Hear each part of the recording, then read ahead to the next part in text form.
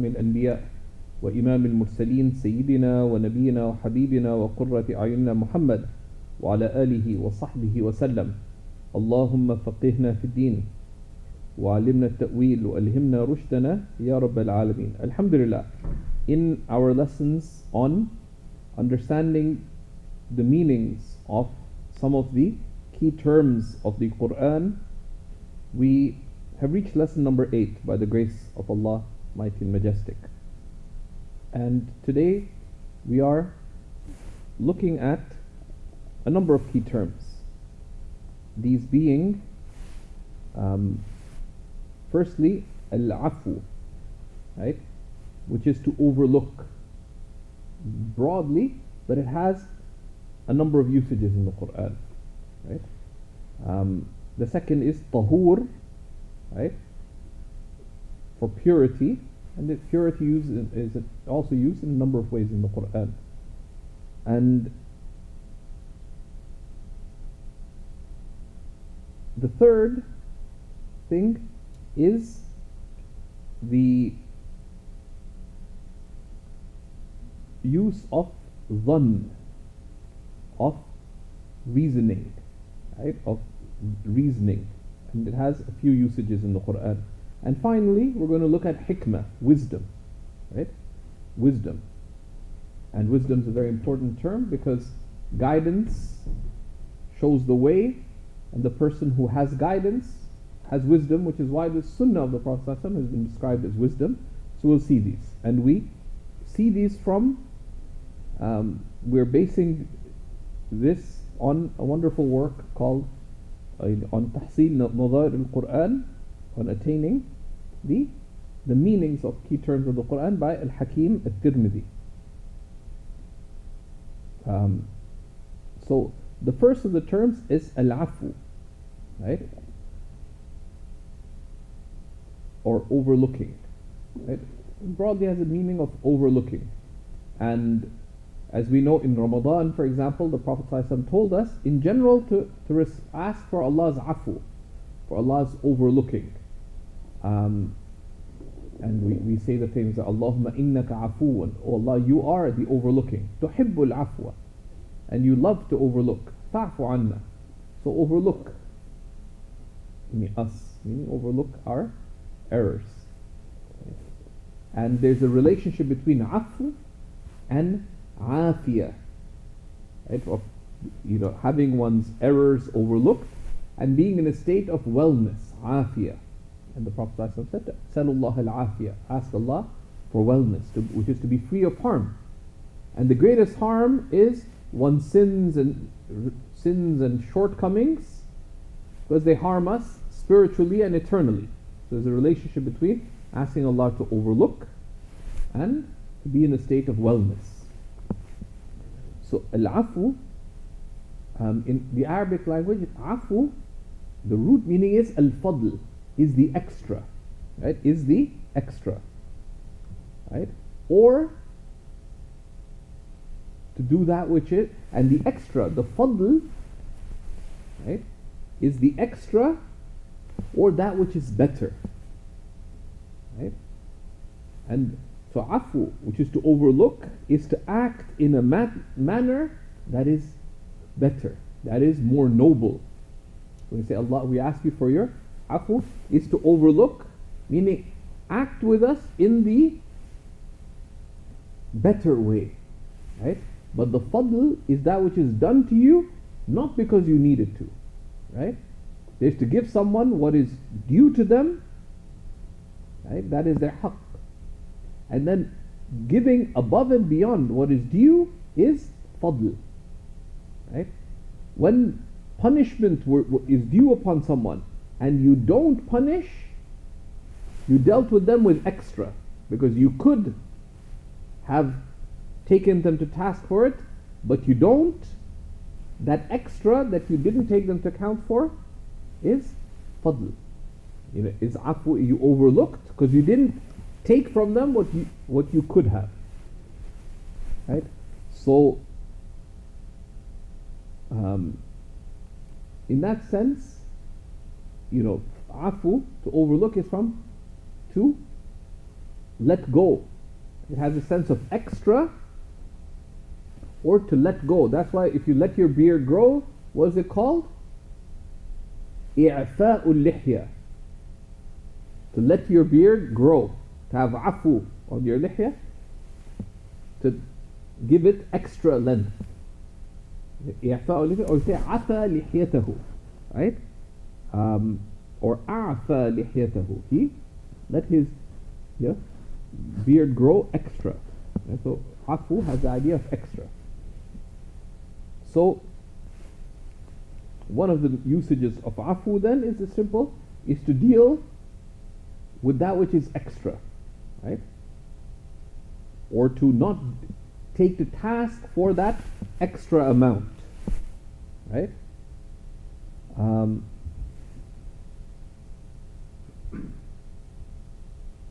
Right? But it's also used in the sense of al-afu for the extra that Allah subhanahu wa ta'ala responds to one of the questions that the Prophet ﷺ was asked by the companions and he didn't answer.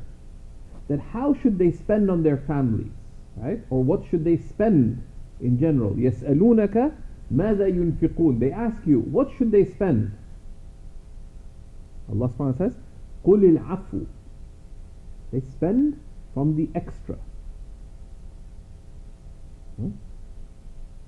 Right? And this is what they should spend in the ways of good, meaning what is extra from your responsibility for your own family, spend from that on the ways of good. That's one of the several ways the verse is explained. And this is from Surah Al-Baqarah, verse 219. يَسْأَلُونَكَ مَاذَا يُنْفِقُونَ. They ask you, what should they spend? قُلِ الْعَفُوِ. Say the afu, the extra. Right? But also, it has the sense of that which is, the extra has a sense of what's noble. The second meaning, coming from that sense of extra, is at-tajawuz, to overlook. Right? Because you, by overlooking, you are dealing with a person with, with grace, with fadl, in a noble manner. Or simply you didn't demand from them what you could. So you let go of the extra that you could have demanding from them. Right? They were, punishment was due or rebuke was due, but you didn't. That is afu. Right?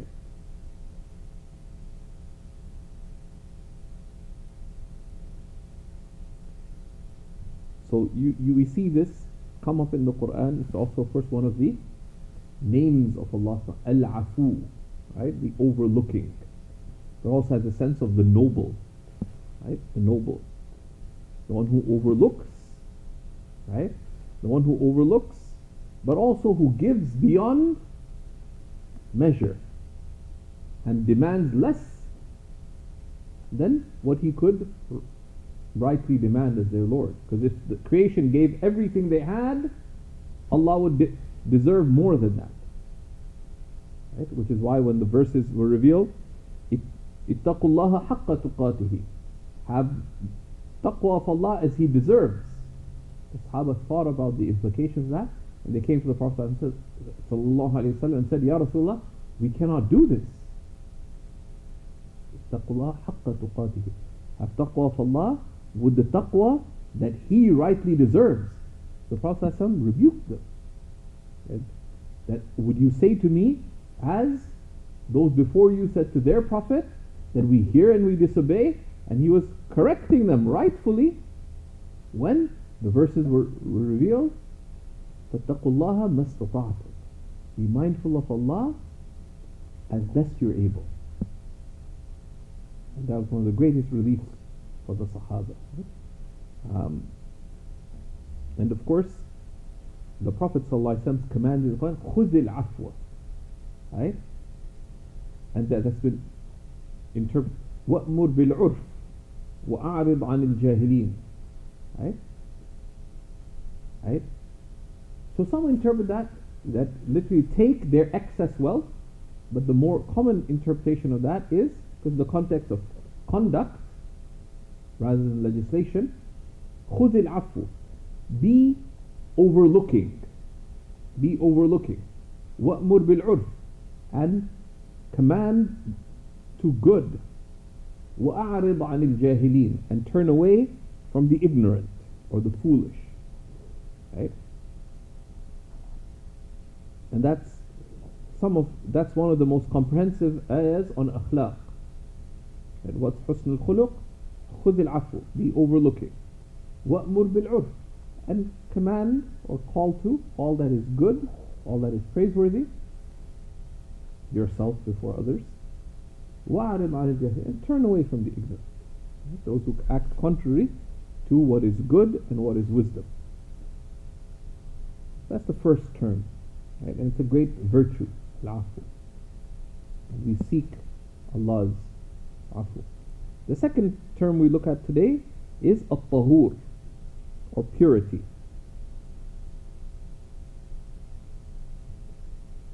Right?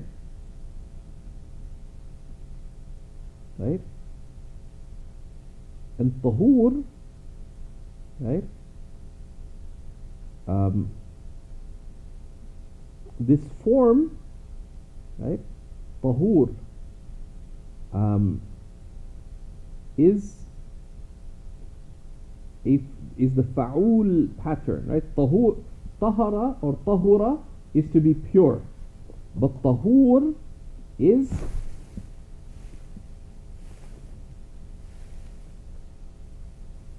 gathering this fa'ul pattern, right? It's not just purity, but it has a sense of completeness of purity. The fa'ul pattern, and there's others, right?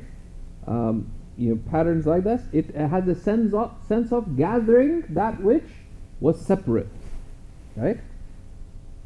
And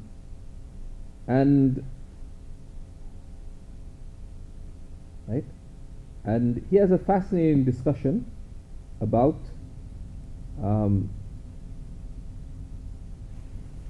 the purity of the prophets and so on. But this idea of tahur, right, has the idea of completeness of purity, and we've been commanded to seek completeness of purity, right? So one aspect of completeness of purity is to remain on purity, right? Even outside the obligations. So it's sufficient to make wudu for prayer, but the believer seeks tahur, and it's also described that Allah loves وَيُحِبُّ الْمُتَطَهِّرِينَ, those who purify themselves completely. And that idea of tahur is to gather, is gathered purity. He says one of the aspects practically is that, as the Prophet ﷺ said in his advice to Anas ibn Malik, if you're able to remain upon wudu, then if you die, you will die a martyr, right? And the Prophet ﷺ also said, no one will carefully guard, meaning carefully maintain their wudu, except for a believer, right? Right? Right? Why? Because why is it that no one will guard wudu except the believer? Because someone who has completeness of faith would guard wudu because they consider three matters, right? They consider one is the ghusl itself, right? When they need ghusl, they make ghusl, they make wudu. They also seek this meaning of tahur, right? Of completeness of purity. It's not just to get into purity to pray, but to remain in purity, right? To remain in purity. And so tahur, right? This idea of completeness of purity has to do with ghusl, and in some places in the Qur'an, tahur refers to the act of complete washing. The ghusl, the full washing of the body. right? The ritual bath. Tahur is also used for that which facilitates wudu, right? But it's also used for the sense of completeness of purity.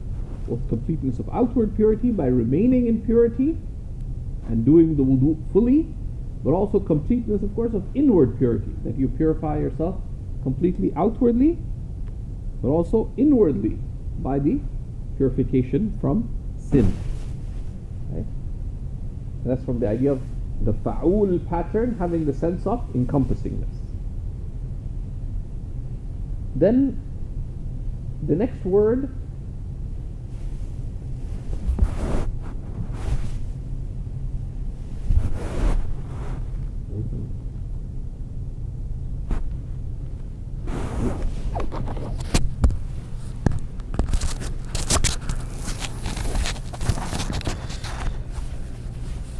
could they hear it? Okay, bismillah. So we should just put it on the checklist to make sure the mic is on.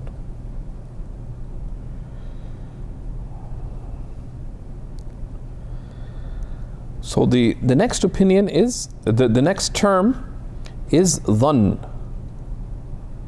right? Is dhann. Or, so dhann, which is used for surety, to be, it's what a person inclines towards, right? And in Arabic there's various terms used for how sure you are of something, right? How sure you are of something. So ilm is when you know something to be one way, right? That's ilm. So ilm is that which you are certain of, right? And sometimes, so ilm is really like yaqeen, certainty, right? Certainty. It's what you know decisively. And so it's akin, so when you say you know something, it's like you are certain, right? They're essentially synonymous. But dhann is when you are reasonably sure, and the basis of it in the language is when it occurs to you that something is one way, right? When you consider something, right? وَالشَّيْء الَّذِي يَتَرَاءَى لِلْقَلْبِ فَيَحْسِبُ أَنَّهُ كَذَا, is when you consider something in your heart, meaning in your heart and mind, and you think that it is one way. You're reasonably sure that I think it's this way. That is dhann. Right? That is dhann. That you're reasonably sure, right? But you're not, it's not quite at the level of certainty, right? But then if you consider it more, that when you're reasonably sure, and you could be almost certain, and then you consider it further, and more things confirm it, it could reach ilm. You could get sure knowledge, certainty. You could be knowledge, meaning it's certain. Now the word dhann in the Qur'an, because dhann is when something occurs to you and you think it's one way. I think. There's a difference between I think and I know. Right? So that's dhann. And then it could be just, I merely think that, yeah, it seems that way, or it could be more. But sometimes dhann, because dhann is when the heart inclines to a matter being one way.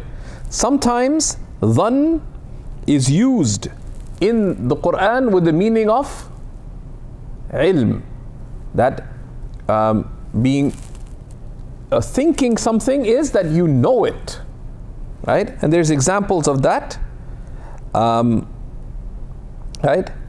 Because it has that meaning, right? That a matter occurred and you thought something, you thought it because you know it, right? And an example of that is in the story of Sayyidina Dawood alayhi salam. وَظَنَّ دَاوُودُ أَنَّمَا فَتَنَّاهُ, right? And Dawood thought, meaning he knew, that it was but we who tested him, right? Because who else would be testing him, right?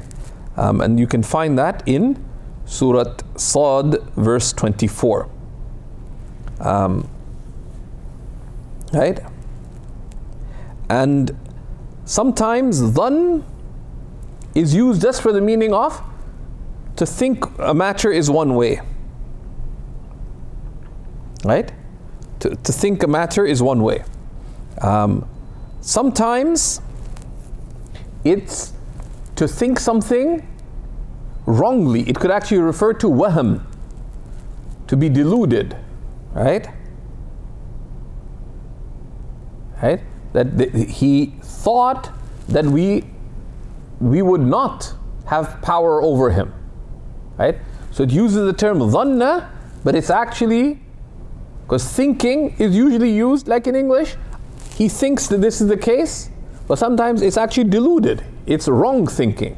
So dhann is sometimes used for the meaning of thinking, generally is used for thinking soundly, but sometimes dhann can be used for wrongful thinking as well. Right?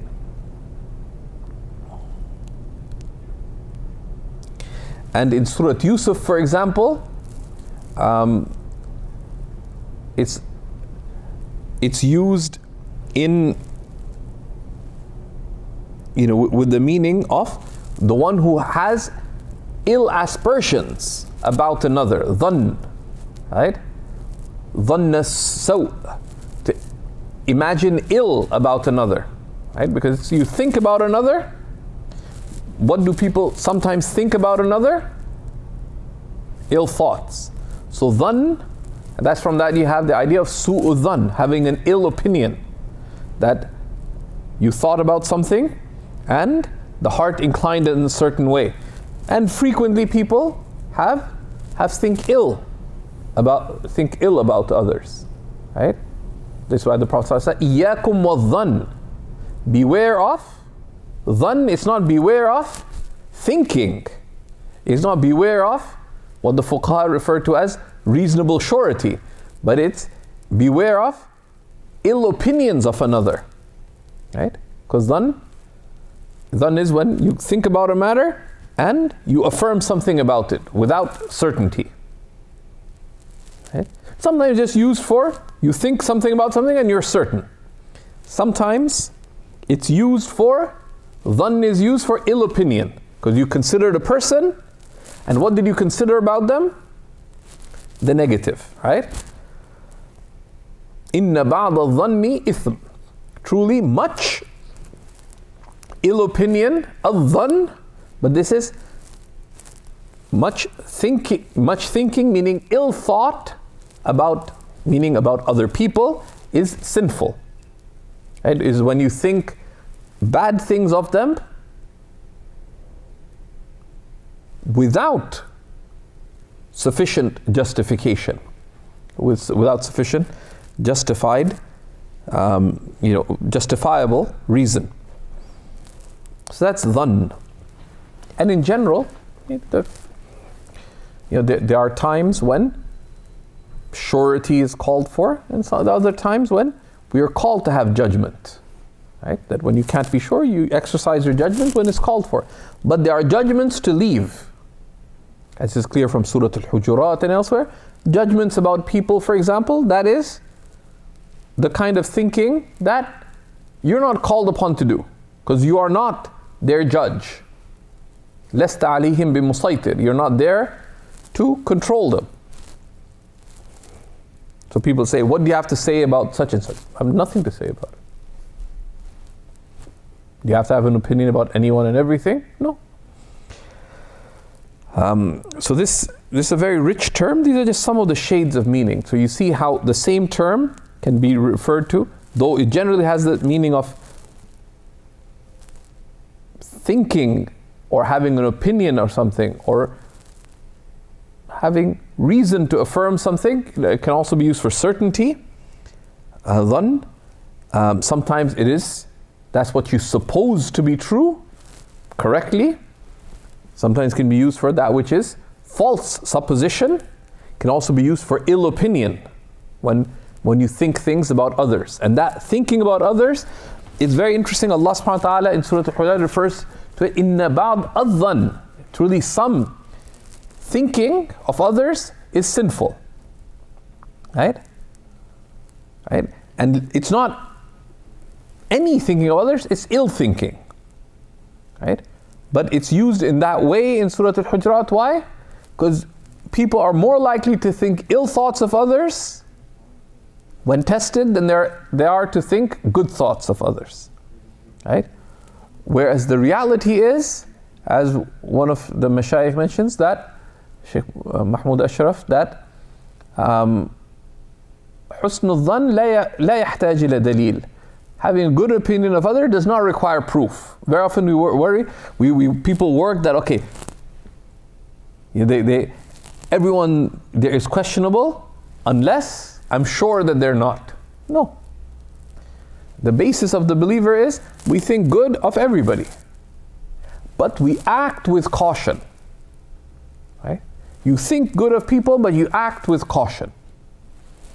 And that's the balance of the believer. And that's how you avoid the sin of dhann.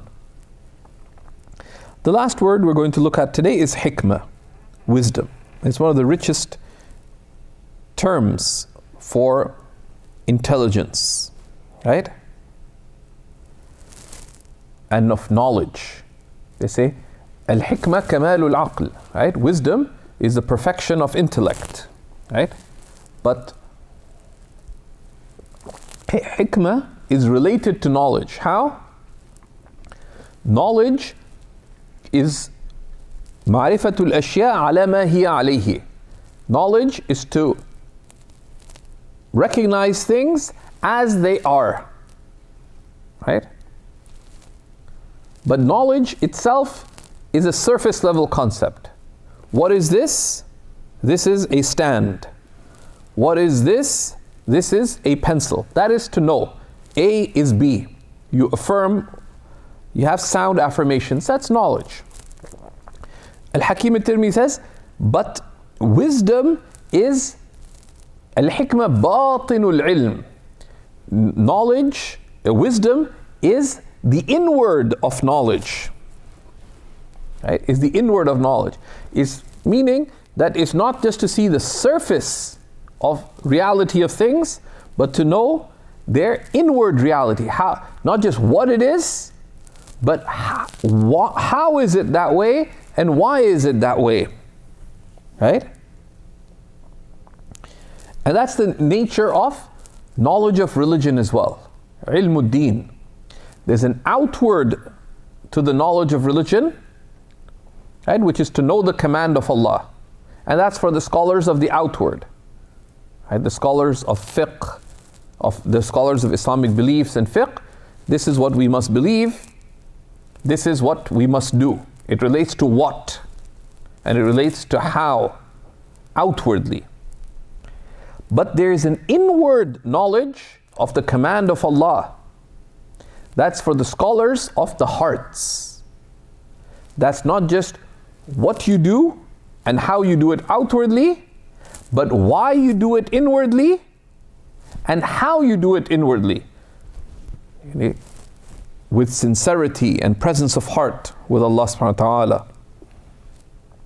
Right? Right?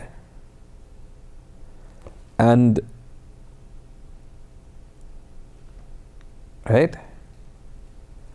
So there are scholars, so he says, فَالْعُلَمَاء بِأَمْرِ اللَّهِ, those who know the command of Allah, they are Allah's workers.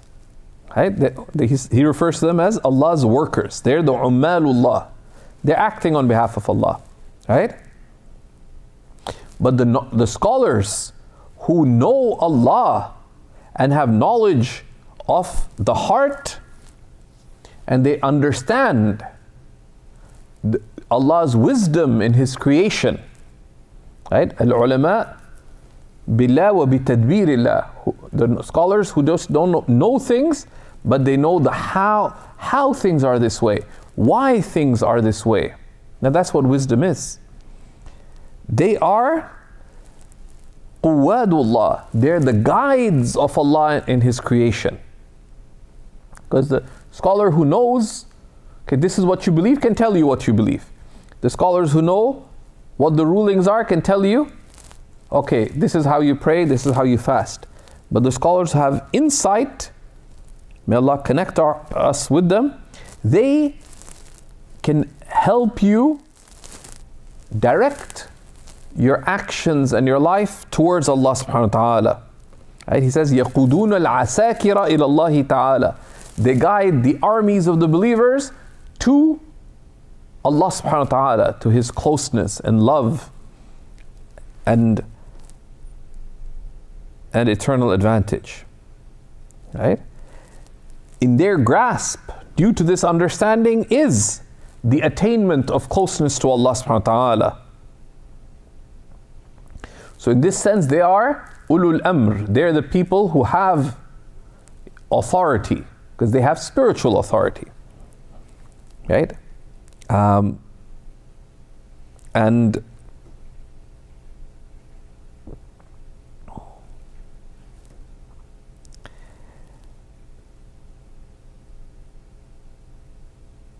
so wisdom is to go beyond the surface of knowledge of things to have deep knowledge, right? And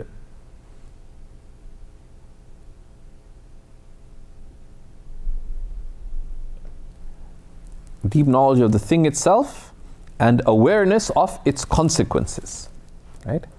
Awareness of its consequences. So hikmah, the term wisdom, has been used to describe the sunnah of the Prophet ﷺ itself. Because the sunnah tells us not only what to do, but how to do it, and why to do it, and how to act, not just soundly, but towards good consequences.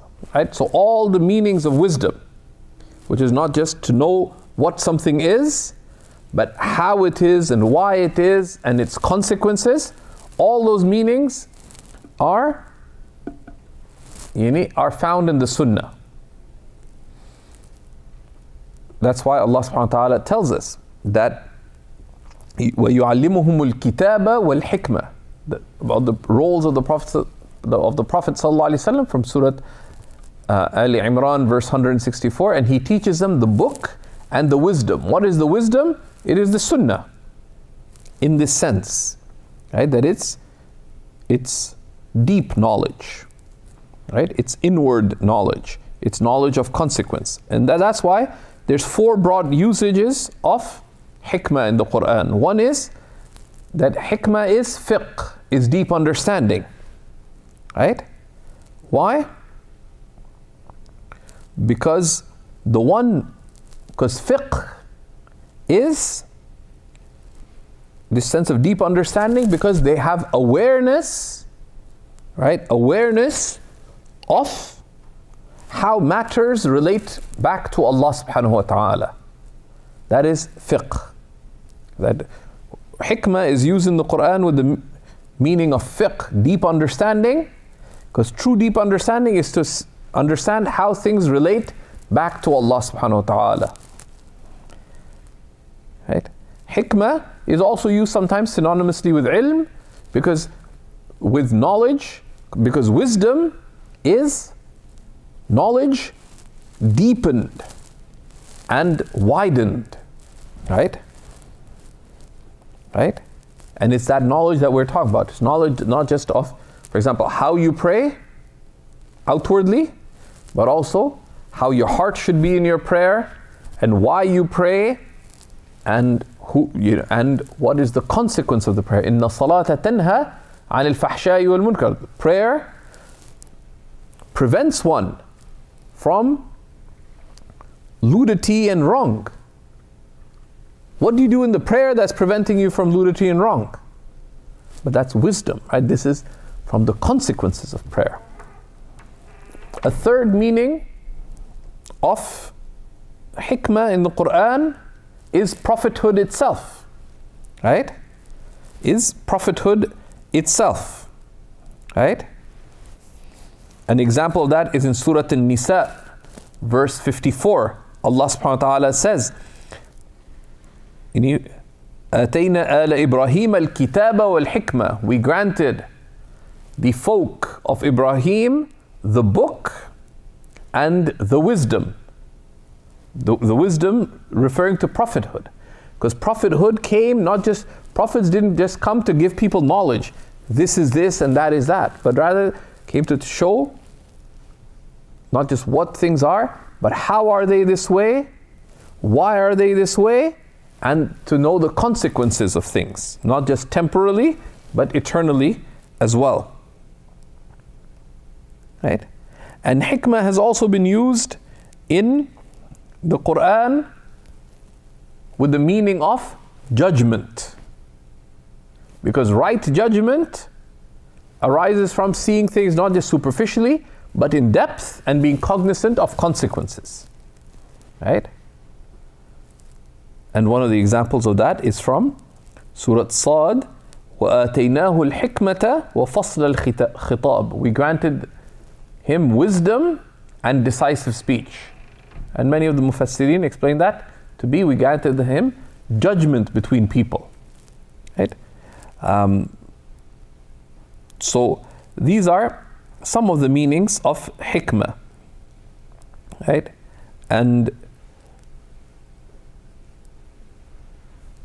hikmah, of course, is one of the names of Allah subhanahu wa ta'ala is Al-Hakim, is the wise. Because hikmah arises, right, wisdom arises from completeness of knowledge, soundness of judgment, and ability to act in accordance with knowledge and judgment. Right? Imam Ghazali explains that wisdom arises from completeness of knowledge, soundness of judgment, and ability to act in accordance with what one knows completely. Right? So ultimately, wisdom goes back to knowledge, the perfection of knowledge, will, and power. And that's what Allah's wisdom is. Allah's wisdom goes back. Allah's being Al-Hakim is the perfection of Allah's knowledge, the perfection of Allah's will, right, by which He's judged and specified things, and His power, and that whatever He wills comes to pass. And the perfection of these three is ultimate wisdom. And we acquire wisdom through acquiring knowledge, through exercising our will in accordance with knowledge, and by making our will subject to the will of Allah subhanahu wa ta'ala. From hikmah is tarkut tadbir. From wisdom is leaving self-directedness. Right? Because it is foolish and against slavehood. Right? To try to do something contrary to what Allah has willed. Because even if you try your hardest, سوابق الهمم لا تخرق صور الأقدار. As Ibn Attaining secondary says, even the highest of resolve cannot pierce the walls of destiny. Things are, like trying to act contrary to the flow of destiny is like trying to ram into the walls of a castle with your head. It may seem to be noble, but it's just foolish. Rather, the wise person knows that this castle has a door. If I want to get in, I don't ram the castle with my head because I have mercy on my own head. Rather, there's a door, you stand at the door, and when it opens, you enter. And that's tarkut tadbir. Don't try to, we exercise our effort, but in accordance with making our will subject to the will of Allah. وَمَا تَشَاءُونَ إِلَّا أَن يَشَاءَ اللَّهُ. You do not will except if Allah wills. So the wise person is the one who can, and the wise person is the one who understands what is the will of Allah subhanahu wa ta'ala in destiny as it unfolds, and who can align their will with what Allah wishes from them. And that's ubudiyya, that is slavehood. That's what's called tarkut tadbir, right? And then there are things that are outside one's will, such as outcomes, and things that are not within your capacity. Trying to control outcomes or trying to grasp at things that are beyond your capacity is from taking on that which is within, which is from divine will, not from your limited will, right? And Ibn Atta'illah says regarding that irih nafsaka min at-tadbir, relieve yourself of self-directedness, right? Where you try to force destiny, because destiny is flowing in a certain way. Understand and appreciate, and that's why they say some people have described hikmah, as described in the Qur'an, as al-fahmu anillah, is to acquire understanding from Allah. Relieve yourself of self-direction. For what another has undertaken, don't try to take it on yourself.